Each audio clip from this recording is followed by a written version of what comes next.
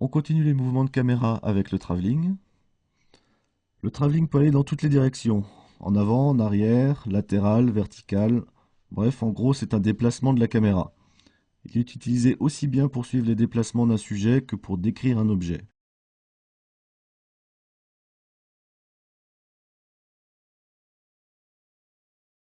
On peut aussi s'en servir pour dévoiler une scène.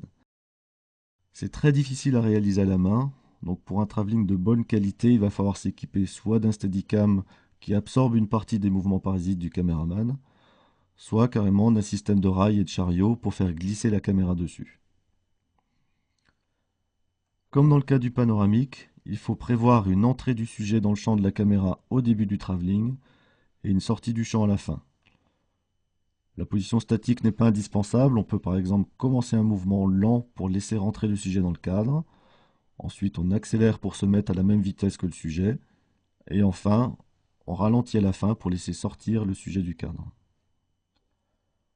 Alors attention lors du montage, je vous déconseille fortement de raccorder un plan fixe à un plan en mouvement. Le mouvement de la caméra doit commencer à l'intérieur du plan, ou alors suivre un mouvement commencé dans le ou les plans précédents.